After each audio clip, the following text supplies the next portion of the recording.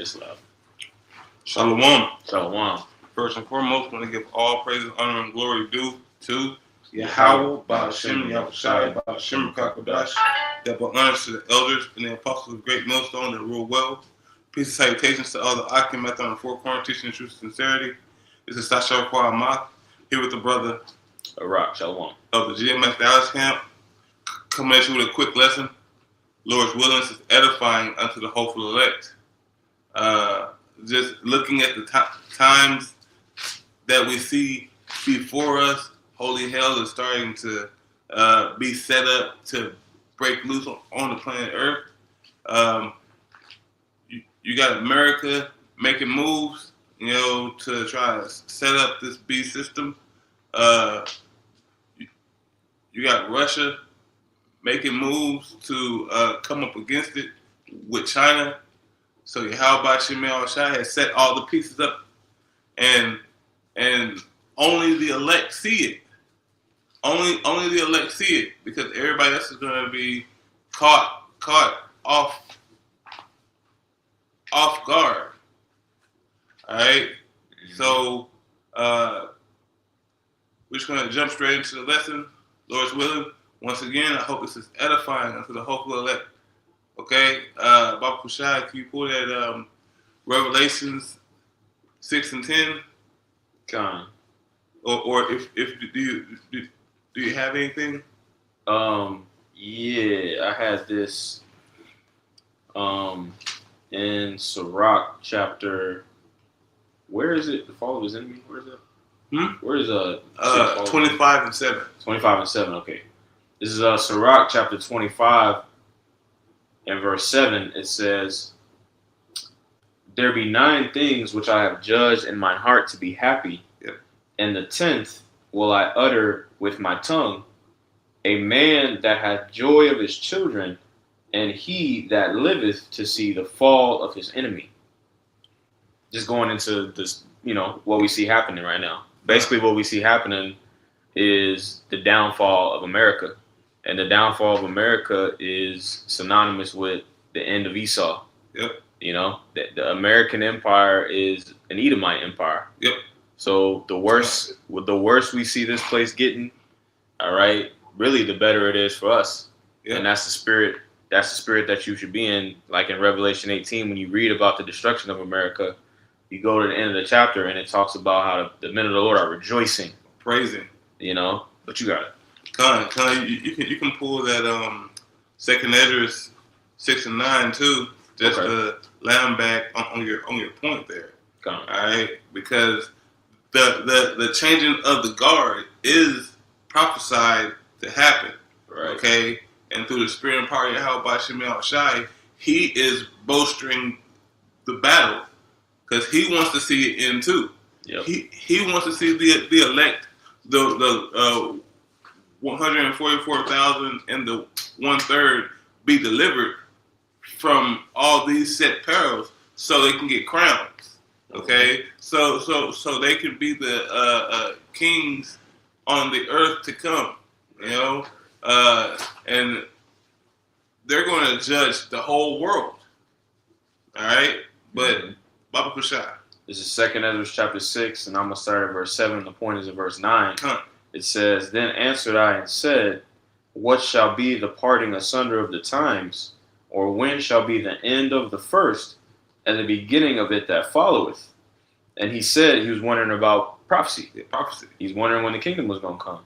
Like when you read Acts 1, now you're going to establish the kingdom. Yep. The apostles asking Yahweh Shai in his glorified form. You know what I'm saying? We in that same spirit, man. Yeah, because we're tired of being here too. Right. We've been here subjected to this wicked ass kingdom. We grew up in this. Yahweh Shemel Shai decided to pull us to the side to endow in us His holy word. Right. But you got it. 2nd Ezra 6 and 8. It says, "And he said unto me, From Abraham unto Isaac, when Jacob and Esau were born of him, Jacob's hand held first the heel of Esau, for Esau is the end of the world, and Jacob is the beginning of it that followeth." So that's the whole scheme of what's going on or what's being played out over these past 2,000 years.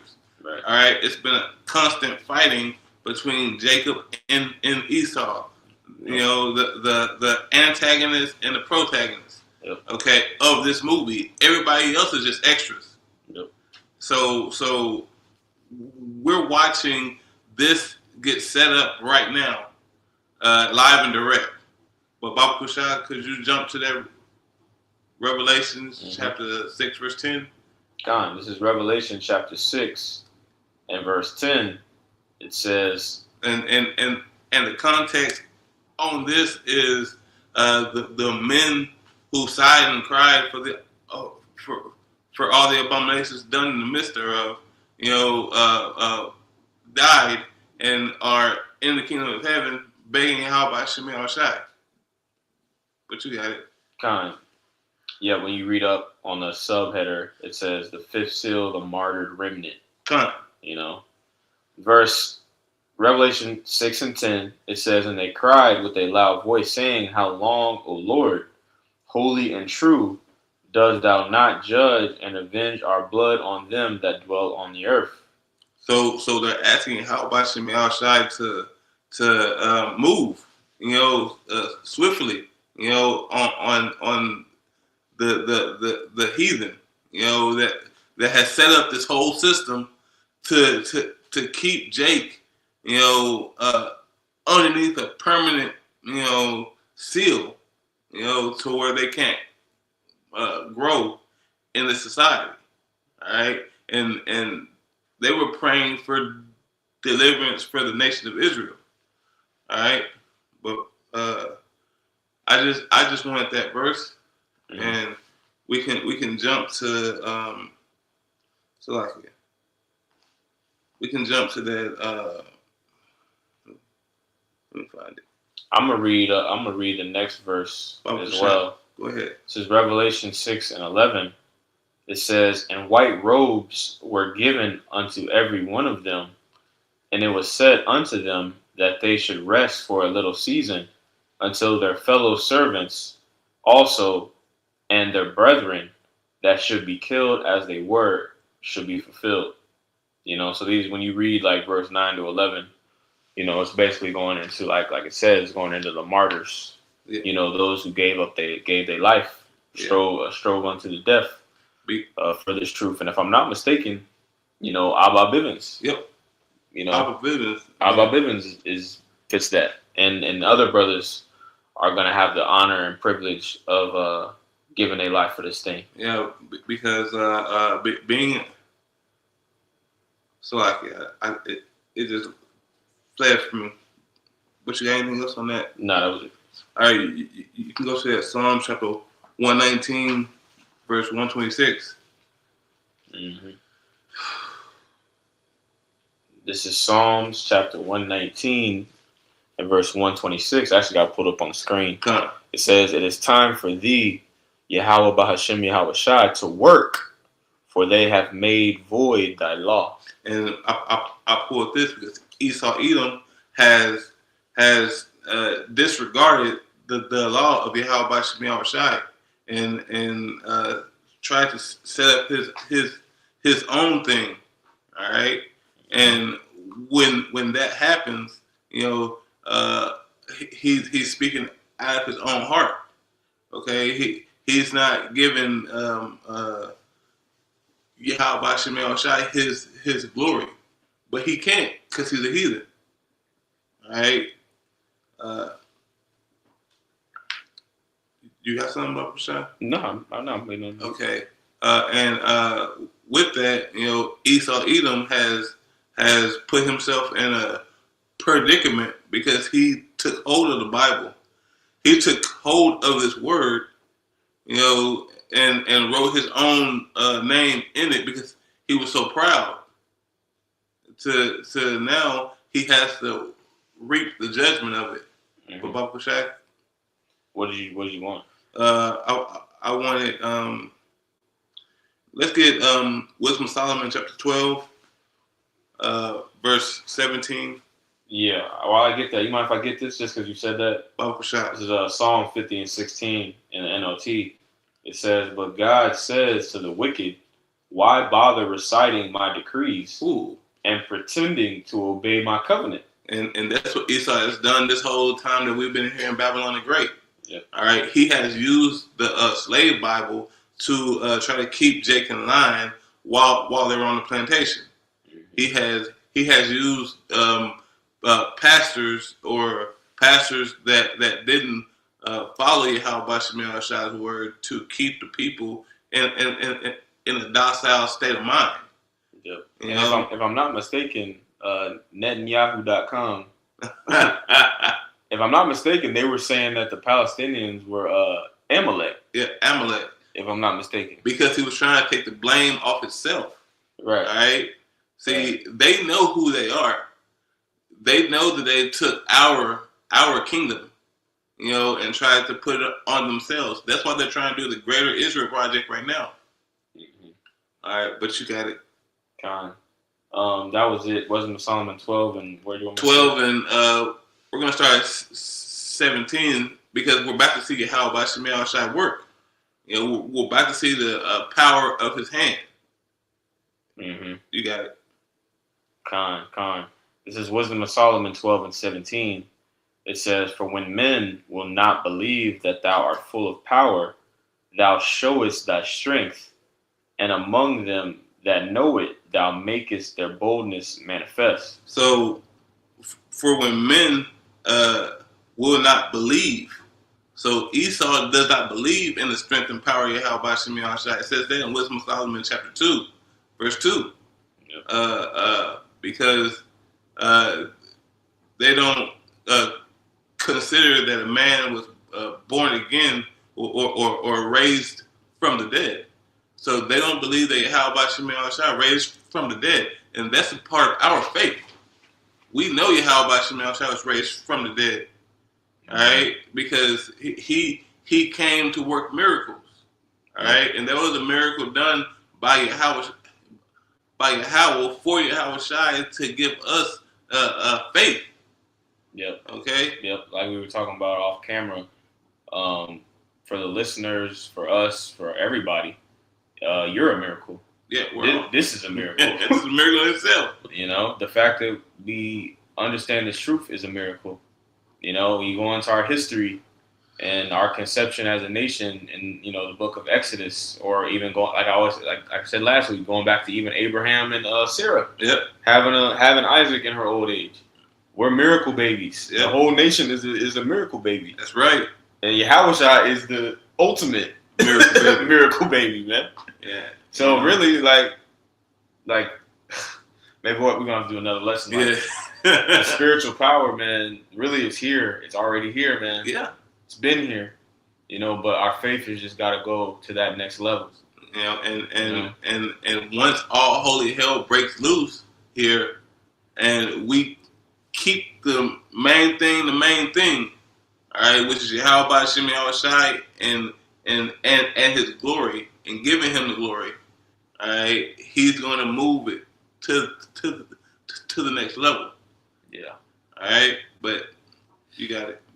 This is Wisdom of Solomon 12 and 17 again. It says, "For when men will not believe that thou art full of power." Esau, Edom, these other nations, because they choose not to follow the ways, strength, and power they have by Shemel Shai.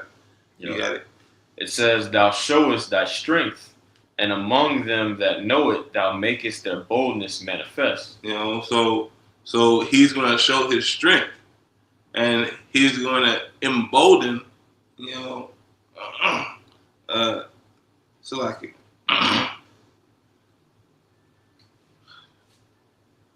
Makes me think about the flood too. God. Like when niggas doubted, right? Niggas doubted the rain. Niggas doubted that the God of the earth would kill every goddamn body, right? Except 8 souls. The Lord put a stamp on it. Yeah. The Lord did it. And he ain't stopped when he heard your baby screaming. He ain't stopped when, your grandma was, gasping for it. The Lord finna get down again, man. Yeah, because what's that? Spare not the old the woman, the child. Right, Ezekiel 9. Yeah. Yep. Yeah, I can get that as well. There's the verse. The next verse is pretty good too. Yeah, 9. Or Wisdom of Solomon 12 and 18. Yeah. That's it. You want me to read it? Yeah, Bible shot. This is Wisdom of Solomon 12 and 18. It says, "But thou, mastering thy power, judgest with equity, and orderest us with great favor. For thou mayest use power when thou wilt." You know, for Yahweh Shemi Al-Shai, see, he controls good and evil. He controls all aspects of this earth. You know, he controls me. He controls you. He's the one that gives you, he seals your instructions while you're asleep. All right? He tells you what you're going to do. All right? So just like he's doing to us, he's doing it to these heathen. Okay? Mm-hmm. You want the Ezekiel 9? Yeah, because Esau doesn't know that Yahweh Shemi Al-Shai doesn't care about anybody else besides the elect of the nation of Israel. Right, our people getting ready to find that out too. Yeah, Jake finna get ready to find that out. Yep. You know, or just because you know you're an Israelite, you getting ready to find that out. You know, because the scriptures say that the we're scarcely gonna be saved. Yeah, and through great tribulation shall we enter into the kingdom of heaven. Right. All right. So holy hell is about to pop off, and that's what he's setting up right now. All right. During the setup of World War III. Yeah. But you got it. This is Ezekiel 9, and I'm going to get to the point in verse 4. It's in about 4 through 6. I'm going to read that. It says, "And the Lord said unto him, Go through the midst of the city," talking to an angel, "through the midst of Jerusalem, and set a mark upon the foreheads of the men that sigh and that cry for all the abominations that be done in the midst thereof." Now that mark is the Wa. Okay? That means mark from exemption. Right. All right? But you got it. Verse 5, it says, "And to the others he said in mine hearing, Go ye after him through the city and smite. Let not your eye spare, neither have ye pity. Slay utterly old and young, both maids and little children, and women." So Pookie and Ray Ray, all right, little Jack, you know, and then these women, because they're wicked, they've been defiled. How about Shemi Al-Shai is going to restart? Like the scriptures say, not cut you off, sorry. Oh, you got it. Well, what, a woman that liveth in pleasure Yep. is dead while she liveth. It's dead while she liveth, because she's not bringing forth fruit. You know, the women that are going to be saved are going to be saved in childbearing. All right, so that means that she's going to be modest. All right, she's going to be shamefaced. Okay, that's how she's going to be saved because she's going to have a husband. You know, and she's not going to beat him down. She's not going to wave her hand and not listen to nothing he say, because that's these women that's going to die. But you got it. Ezekiel 9 and 6, it says, "Slay utterly old and young, both maids and little children and women, but come not near any man whom is the mark, and begin at my sanctuary." Then they began at the ancient men which were before the house. So it's going to go from old to young. All right, those that knew to those that didn't want to listen, to those that, because no one died innocent. You know, everybody's going to get that measure of that judgment that they dutifully deserve. But you got something? Nah, you got it. All right. Could you pull that Wisdom of Solomon 4 and 15? Oh, yeah. 4 and 15. Then we're going to jump to that Isaiah 63. This is Wisdom of Solomon, chapter 4 and verse 15. It says, "This the people saw and understood it not, neither laid up this in their minds, that his grace and mercy is with his saints, and he hath respect unto his chosen." So this was said back during Enoch's time, because Enoch was a favored man. All right, you know. But this is twofold, because this is going to come back into people's ears, and understand how the elect's going to be saved. Okay? But you got it. Keep going. Nah, that's just what I want to add that. You can go to that. Yeah, Enoch was beamed up. You know. You know. Elijah was beamed up. Yeah. You know. Yahweh after he resurrected was beamed up. So, like in fashion, the elect is going to be beamed up because that's the only way out of America. Right. Okay, you can't get on a boat. You can't fly in a plane. It's going to be 200 million missiles are going to be. It's going to pelt this bitch. Yeah, and really, if I may, go ahead. When you think about it too, Noah went up. Yeah, the ark went up. Yep. You know, it was just the water that carried it up. But even Noah, that's how he got out in a ship, in a boat. A boat. You know what I'm saying? Yeah. You mind if I get this real quick? Okay, you got It's Isaiah 26:20. Ooh, okay. It says, and this scripture basically illustrates how we're going to be saved. You know, you can link it up with a multitude of scriptures. 1 Thessalonians 4, right? Matthew 24, right, where it talks about the Lord gathering the elect from the four winds of the earth. Okay, this is Isaiah 26:20. It says, "Come, my people, enter thou into thy chambers, and shut thy doors about thee. Hide thyself, as it were, for a little moment, until the indignation be overpast." Verse 21, it says, "For behold, the Lord cometh out of his place," right? And his place is the heavens. Yep. It says, "to punish the inhabitants of the earth for their iniquity. The earth also shall disclose her blood, and shall no more cover her slain." And right? You got it. Going into these people. Yep. You know, these people basically have an excessive amount of blood on their hands. Yep. Especially Esau. So the times of the Lord just allowing that to, you know, take place, right? Ecclesiastes 8:11, because sentence against evil work is not executed speedily. It's fully set in them to do evil. Right. Loosely paraphrase. Yep. But like we started off, there's going to come a set time, like the precept we got on the screen, for the Lord to work. Yep.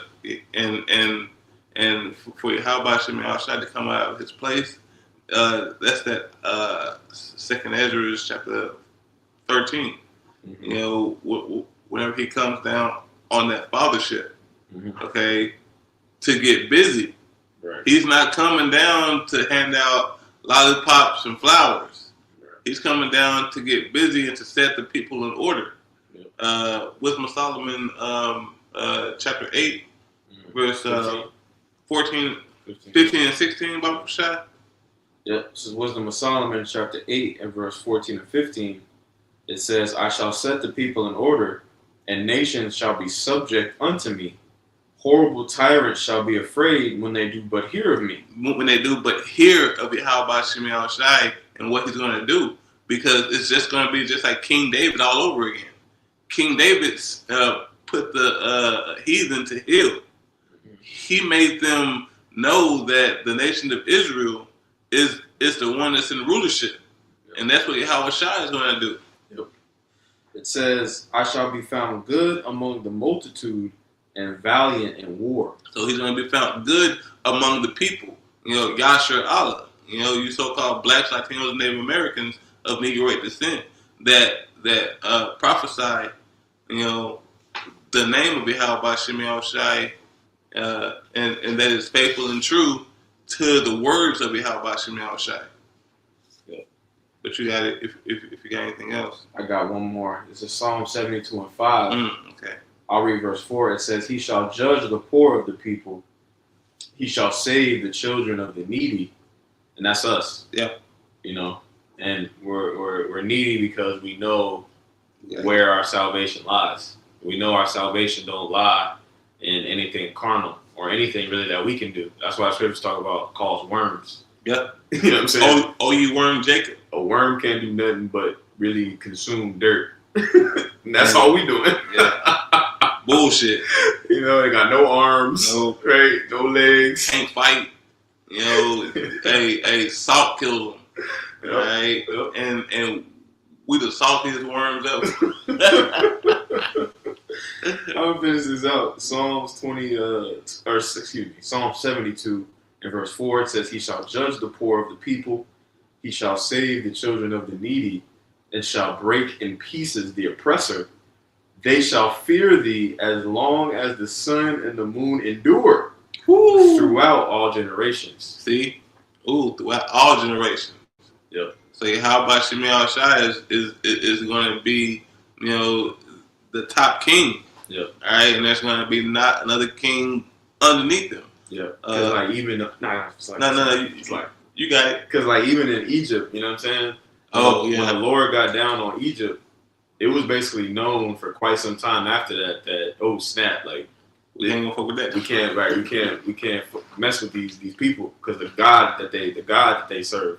Yeah. And when we got to the Canaan, they were shaking in their boots. Yeah. How much more so for this time? Yeah, because that's why the heathen know him as Alashijah, mighty demon-like power. All right, because he got busy. There's a scripture that goes into that. That Wisdom of Solomon, chapter 18. Mm-hmm. So and the Lord has shown us glimpses of that. People, listeners that listeners, they may have seen something too, but certain accounts, certain things that have happened in brothers' lives. The Lord has shown us tokens that the Lord he'll get in that bag. Yeah. He'll get that dark side will come out, man. But y'all about to find out. This is Wisdom of Solomon 18 and 16. And verse 16. No. 18, 15, and 16. This is Wisdom of Solomon 18 and 15. It says, Thine almighty word leaped down from heaven out of thy royal throne, as a fierce man of war into the midst of a land of destruction. And this is going to Egypt. Yep. Because of and right now we're in the second Egypt. Okay, so how about Shemel Shai is about to come down again and put in that work, and all the people will see it in fear. You got it. It says, verse 16. It says, and brought thine unfeigned commandment as a sharp sword, and standing up filled all things with death, and it touched the heaven, but it stood up. But it stood upon the earth. It stood upon the earth. So everything that how about Shemel Shai is doing right now is to instill that judgment.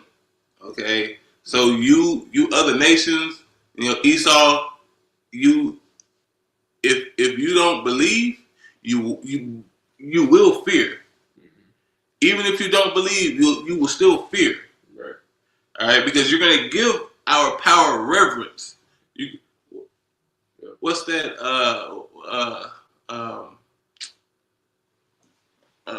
Put some respect on my name. Yep. Yeah, you're gonna put some respect on your how about Shemel Shai's name.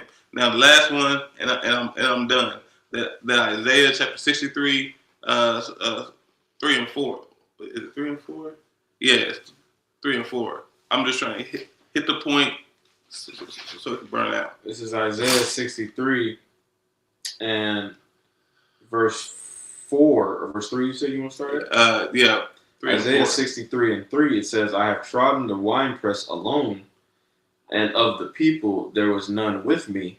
For I will tread them in my anger and trample them in my fury. See? And their blood shall be sprinkled upon my garments, and I will stain on my raiment. See? How about Shemel Shai is about to get busy? Yeah. All right? He ain't, going through and letting people make it, man. Because all y'all got blood on y'all hands. Y'all got the blood of the saints on y'all hands. That's where y'all fucked up at. Okay? Verse 4, it says, for the day of vengeance is in mine heart, and the year of my redeemed is come. So the year of Yahweh Shemel Shai's redeemed is come. And it is this year because all this shit popping off left and right. How about Shemel Shai set all this up so he can deliver the elect? That's all I got. Hey, with that, I pray this is edifying again to the hopeful elect. Want to give all praises, honor, and glory due to Yahweh by Hashem, Yahweh Shai by Hashem Kakwadash. Shalom and shalom. Shalom, Akim.